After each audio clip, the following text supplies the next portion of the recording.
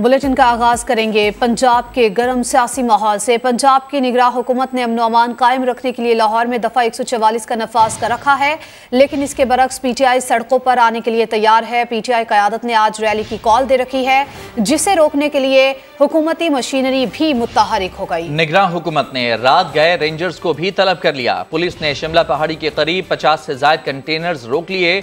लाहौर में किसी भी नाखुशगवार वाक़े से निपटने के लिए पुलिस और रेंजर्स को तैनात किया गया है। दफा 144 के बायस Zaman park, mall road, Punjab assembly के इतराफ और अहम मकामात पर रेंजर्स तैनात रहेगी, जबकि जमान पार्क आने वाली शाहराहों को कंटेनर्स लगाकर बंद किया जा रहा है। दफा 144 और रैली की कॉल। पंजाब का सियासी माहौल गर्म है। लाहौर में अमन व अमान कायम रखने के लिए दफा 144 नाफिज की गई है। पीटीआई क़यादत लाहौर में रैली निकालने के लिए तैयार है। निगरान हुकूमत ने रात गए रेंजर्स को भी तलब कर लिया है। शिमला पहाड़ी के करीब 50 से ज्यादा कंटेनर्स मौजूद हैं। नाखुशगवार वाक़यात से निपटने के लिए पुलिस और रेंजर्स को भी तैनात किया गया है, जबकि Zaman park, mall road, Punjab assembly के तरफ रेंजर्स मौजूद रहेगी। पंजाब का माहौल गर्म हो रहा है। पंजाब की निगरान हुकूमत ने अमन व अमान कायम रखने के लिए लाहौर में दफा 144 का नफाज कर रखा है, लेकिन इसके बरक्स पीटीआई सड़कों पर आने के लिए तैयार बैठी है।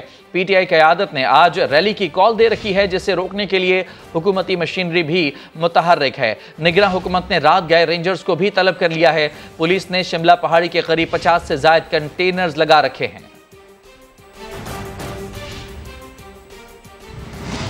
और तहरीक इंसाफ के रहनुमा दफा 144 के खिलाफ इलेक्शन कमीशन लाहौर के दफ्तर पहुंच गए। यास्मीन राशिद ने कहा, इमरान खान पुरअमन इंसान है, कभी तसादुम नहीं चाहते, इसीलिए अलल सुब इलेक्शन कमीशन के सामने आकर खड़े हो गए, अदलिया से भी रुजू कर रहे हैं। मियां असलम इकबाल ने कहा, सिक्योरिटी देना हुकूमत की जिम्मेदारी है। अगर सिक्योरिटी फराहम नहीं कर सकती तो हुकूमत किस चीज की है? रैली की इजाजत न मिली तो क़यादत बाहमी मुशावरत के बाद लाहे अमल का ऐलान करेगी। चेयरमैन साहब का है, क्योंकि वो एक पुरअमन इंसान है और वो कभी भी नहीं चाहते कि इस किस्म का तसादम हो। इसीलिए हम सवेरे सवेरे आके इलेक्शन कमीशन के सामने खड़े हो गए हैं कि मेहरबानी करके हमें इजाज़त दी जाए, ये हमारी पॉलिटिकल एक्टिविटी है। हम बिल्कुल रीअश्योर उनको किया। मुझे इलेक्शन उसका अपना डिप्टी कमिश्नर का टेलीफोन आया था और मैंने उसको पूरी तसल्ली दी।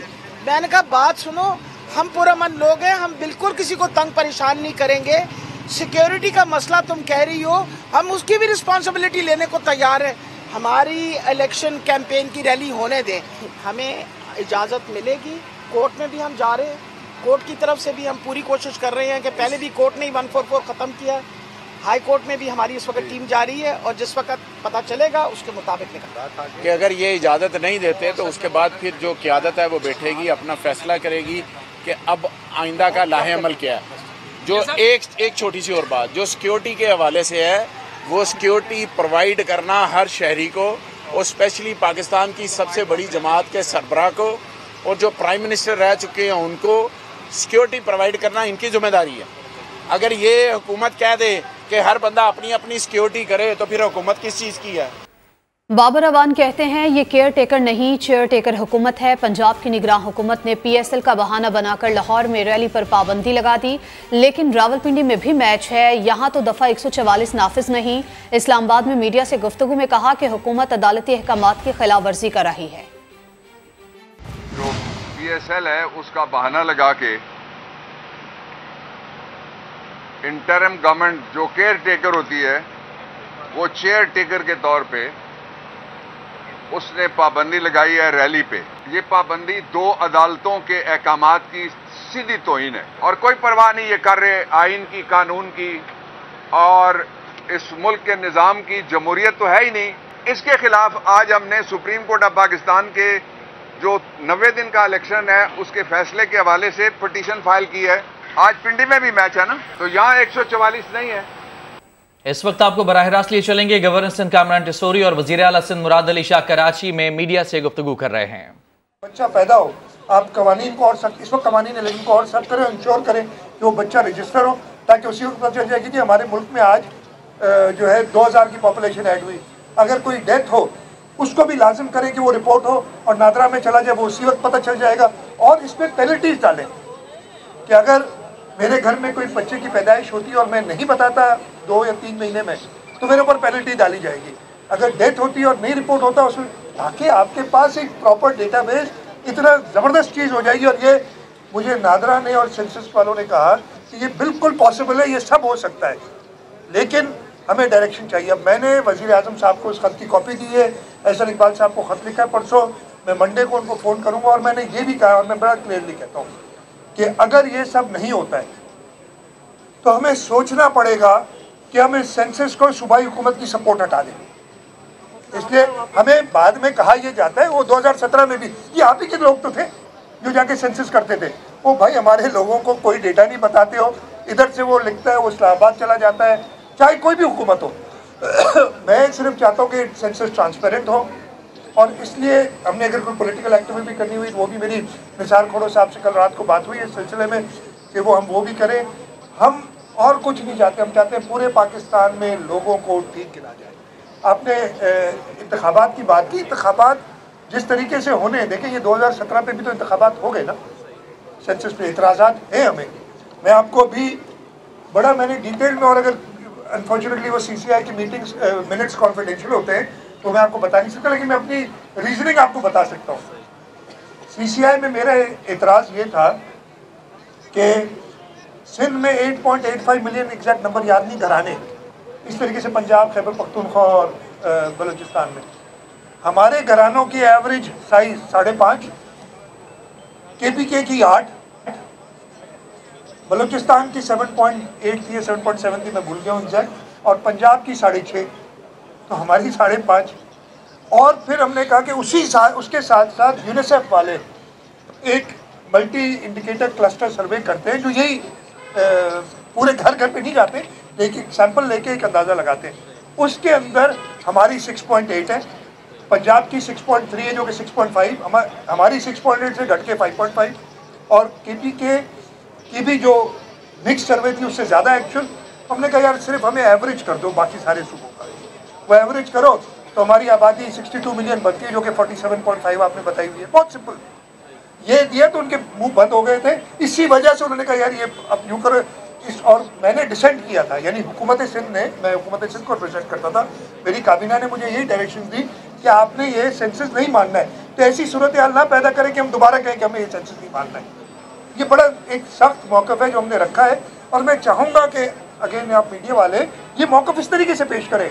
हम चाहते हैं सेंसस हो, हम चाहते हैं ठीक हो, हम चाहते हैं हर एक को गिना जाए, हम चाहते हैं कि जो पाकिस्तानी शहरी है और जो पाकिस्तानी शहरी नहीं है उसकी डिस्टिंक्शन हमें पता हो। सिंपल। साहब ये बताइए ना कि इलेक्शन कमीशन, एक मिनट पहले लेडी से कर लें। सर प्लीज ये बताइएगा कि गवर्नर सिंध और एडमिनिस्ट्रेटर कराची ने कराची गेम्स के जरिए जो कराची को एकदम से जगाया है, उसकी रौनकें बहाल की है, जिसके तसल्सल को आगे मजीद बरकरार रखने के लिए आप लोग इसके लिए कुछ करेंगे? मेरी बहन, ये हमारे साथ मिलके ही होता है KMC, और ये और गवर्नर साहब ने बड़ा क्लियरली कहा हुकूमत सिंध के साथ, और कराची की रौनकें, अल्लाह ताला का शुक्र है कि जब हमने नेशनल एक्शन प्लान शुरू किया था रौनकें बहाल हो गई थी। ये कराची के अंदर ही जहाँ पे कोई आ नहीं सकता था, PSL शुरुआत कराई, मैंने कहा कि इधर गेम्स करो, वो पहले बाहर होते थे मुल्क से, कराची में शुरू, पहले लाहौर में किया उन्होंने एक मैच, उसके बाद कराची में आए, इस साल तो कहते हैं सारे मैच कराची में कर लो। ये रौनकें बहाल कराची की अल्हम्दुलिल्लाह हो गई हैं। हाँ, दहशतगर्दी का सामना हमें है और ये हुआ है, उसका हम मुकाबला करेंगे, तो इसमें कोई तफरीक नहीं है और उसको पैदा करने की कोशिश भी ना करें, इसलिए कि वो नाकाम होगी। बल्दियाती इंतखाबात हुए तकरीबन 2-2.5 माह हो चुके हैं। कराची में जमात इस्लामी एहतजाज भी कर रही है, इलेक्शन कमीशन से मुतालबा कर रहे हैं कि बकिया 11 नशिस्तों पे इंतखाबात कराए जाए। आप तो क्या समझते हैं, सही पेस पे इलेक्शन कमीशन काम कर रहा है, कोई मुतालबा कर रही है? दूसरा ये कि PTI के कुछ लोग गिरफ्तार हुए आज, वो कह रहे हैं कि गुल्लू भट्ट राज का आगाज हो गया सिंध में। अच्छा, मैं दोनों सवालों का जवाब देता हूँ। सबसे पहले इलेक्शन कमीशन बहुत ही एहतराम के साथ बहुत स्लो मूव कर रही है। इलेक्शंस हो गए, हम कहते हैं पूरे सिंध में, और आधे सिंध में तो इलेक्शन हुए 8 महीने हो गए। पूरे सिंध में इस वक्त आप जो मेयर और चेयरमैन, डिस्ट्रिक्ट काउंसिल के चेयरमैन, यूनियन का ये आपके टाउन कमिटीज़ वगैरह के चेयरमैन, इनकी म्यूनसिपलिटीज़ की चेयरमैन इलेक्ट करें, ये कहीं नहीं होता। ये जो अजीब गरीब, जब 2018 का इलेक्शन हुआ था, कम से कम 2 सीटें ऐसी थी सिंध के अंदर जिनमें इलेक्शन नहीं हो सका था। तो क्या इंतज़ार किया था कि वज़ीर आज़म और वज़ीर आला तब इंतखाबा होगा जब यूँ पता नहीं कहाँ से नई नई मंतक लेके आते।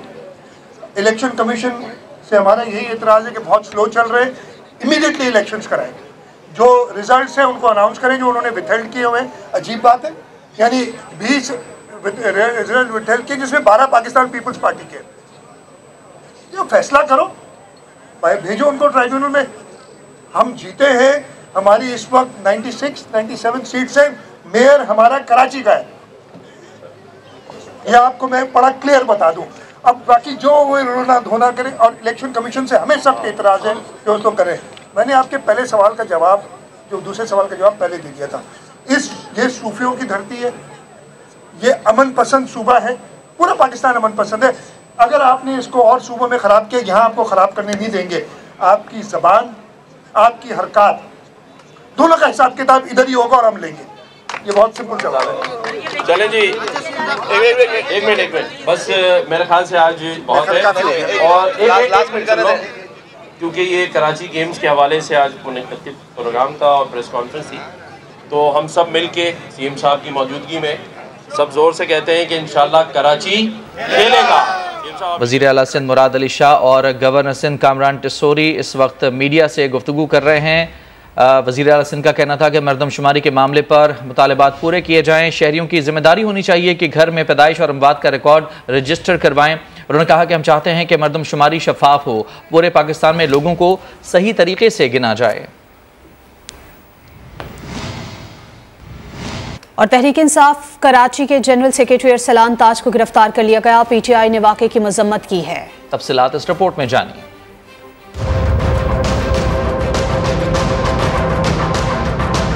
तहरीक इंसाफ कराची के जनरल सेक्रेटरी अरसलान ताज को उनकी रिहाइशगाह गुलिस्तान जोहर से गिरफ्तार कर लिया गया। अरसलान ताज के घर सादा लिबास कपड़ों में पुलिस एहलकार दाखिल हुए। वाक़े की सीसीटीवी फुटेज मंजर आम पर आ गई। फुटेज में अरसलान ताज के घर के बाहर 2 गाड़ियों को देखा जा सकता है। पुलिस एहलकार पीटीआई रहनुमा को गिरफ्तार करके ले जा रहे हैं। अरसलान ताज की वालदा का कहना था, सुबह 6 बजे के करीब बेटे को उठाया गया। 20 से 25 लोग थे। घर का दरवाज़ा ज़बरदस्ती खुलवाया गया। पुलिस वाले आए थे रात को, ये सुबह ये कोई 6 बजे करीब आए थे और 20 से 25 लोग थे, सादे लिबास में थे और 1-2 ने वर्दी पहनी हुई थी। और ये आए हैं, उसके बाद ना फिर उन्होंने ये दरवाज़ों पे लातें मारी हैं और हमारे दरवाज़ा भी एक तोड़ दिया है। पीटीआई रहनुमाओं ने अरसलान ताज की गिरफ्तारी की शदीद मुज़म्मत की। फिरदौस शमीम नकवी ने कहा, अरसलान ताज की गुमशुदगी से मुतालिक दरख्वास्त थाने ने लेने से इनकार कर दिया। मैं आज सुबह जब 7 बजे खबर मिली, उसके बाद मैं 3 थानों पे जा चुका हूँ और अभी वहाँ उनके ड्यूटी ऑफिसर अब्बासी ने मेरी कंप्लेंट लेने से भी इनकार कर दिया। कोई थाना नहीं बताने को तैयार, ये मैं समझता हूँ निहायत ज़्यादती है। घर वालों को नहीं बताया। दूसरी जानिब पीटीआई के रुकन सिंध असम्बली राजा अजहर के घर पर भी छापा मारा गया, लेकिन वो घर पर न होने के बायस गिरफ्तारी से महफूज रहे। आगे बढ़ेंगे और बात करेंगे महंगाई की। मुल्क में सब कुछ महंगा हो गया। सस्ती चीज़ों के लिए, सस्ते आटे का हसूल के लिए शहरियों के लिए ये कड़ा इम्तिहान बन गया और इसके लिए उन्होंने लाइनें लगानी शुरू कर दी हैं। छुट्टी के रोज़ भी मुल्तान के मुख्तलिफ चौराहों पर कायम आटा सेल पॉइंट पर मर्दों ख़वातीन का रश लग गया। शहरी सस्ते आटे के लिए परेशान होने लगे हैं। मजीद हमें बता रहे हैं समा के नुमाइंदे मुकरम खान। जी मुकरम, बताइए। आज बिल्कुल मुल्तान शहर में सस्ते आटे का हसूल शहरियों के लिए कड़ा इम्तिहान बन चुका है और सुबह सवेरे ही खवातीन, बच्चों, बुजुर्गों और जवानों की एक बड़ी तादाद जो है वो लाइनों में लगी हुई है, आटा लेने के लिए इंतज़ार में है और हाथों में ID कार्ड थामे, पैसे पकड़े जो है वो यहाँ लंबी लंबी कतारें बनाए हुए हैं, ठहरे हैं। सुबह आते हैं, नमाज पढ़ के यहाँ लाइनें लगती हैं, सुबह नमाज के टाइम लाइनें लगती हैं, उसके बाद यहाँ बेचारे खड़े रहते हैं, जिस किसी को मिलते हैं और किसी को मिलता भी नहीं है। इनकी जानिब से मुतालबा किया जा रहा है कि आटे का हसूल आसान किया जाए, सस्ता किया जाए, ताकि जो गरीब है वो 2 वक्त की रोटी घर में बैठकर खा सके। जी बिल्कुल, बहुत शुक्रिया आपका। तो महंगाई एक ऐसा मसला जिससे पाकिस्तान के हर शहर में हर शहरी परेशान है। फैसलाबाद की बात करते हैं, इसके अलावा भी दीगर शहरों की बात करेंगे। हमारे नुमाइंदगान हमारे साथ मौजूद रहेंगे। फैसलाबाद जहां फलों की कीमतें आसमान से बातें कर रही हैं, गुज़िश्ता 1.5 माह में फल 3 गुना महंगे हो चुके हैं। तफसीलात जान लेते हैं। नईम कैसर हमारे साथ मौजूद हैं। नईम, बताएगा कौन सा फल किस कीमत पर मिल रहा है, कैसे खरीद पा रहे हैं बेचारे लोग? जी, आम आदमी महंगाई से पहले ही तंग है, जबकि रमज़ान करीब आते ही बाज़ारों में महंगाई का तूफान उमड़ाया है। ख़ास तौर पर अगर मैं फलों के हवाले से बात करता चलूँ तो फैसलाबाद में आम आदमी अब फलों को हाथ भी नहीं लगा सकता। रेट्स के हवाले से बालूँ तो जो अनार हैं यहाँ पर वो 1200 रुपये किलो हैं, जबकि कंधारी अनार जो है वो 550 रुपये किलो है, और अंगूर जो है वो 800 रुपये किलो हैं, जबकि टाफ़ी अंगूर जो है वो 450 रुपये किलो है। किन्नू 450 रुपये दर्जन है और उसके अलावा केले 300 रुपये दर्जन हैं। अमरूद वो भी 250 रुपये किलो है और उसके अलावा खरबूजा 200 रुपये किलो है, जिसकी वजह से शहरी जो हैं वो इंतहाई परेशान है। और इस बार लगता है कि रमज़ान में आम आदमी फलों का मज़ा जो है वो नहीं चख पाएगा।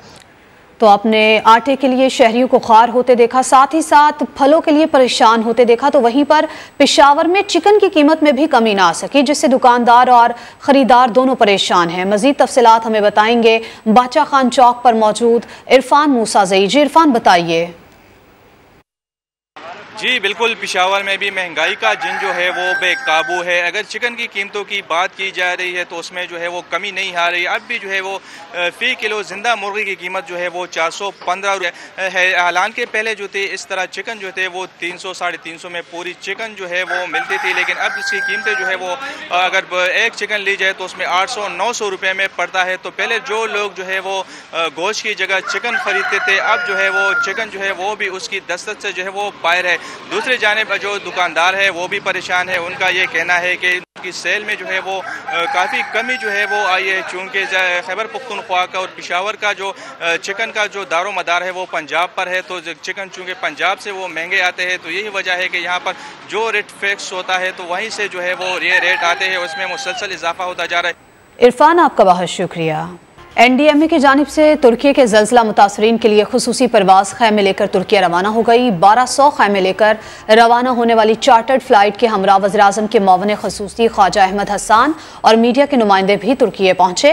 ख्वाजा हसन ने NDMA की काविशों को सराहते हुए कहा कि पाकिस्तान और तुर्की दोस्त ममालिक हैं। वज़ीर-ए-आज़म शहबाज शरीफ की हिदायत पर NDMA दिन रात तुर्क बहन भाइयों की मदद में मसरूफ़ अमल है। इस सिलसिले में 34 से ज़ायद खुसूसी परवाज़ों के अलावा समुद्री रास्ते से इमदादी सामान भेजा गया है।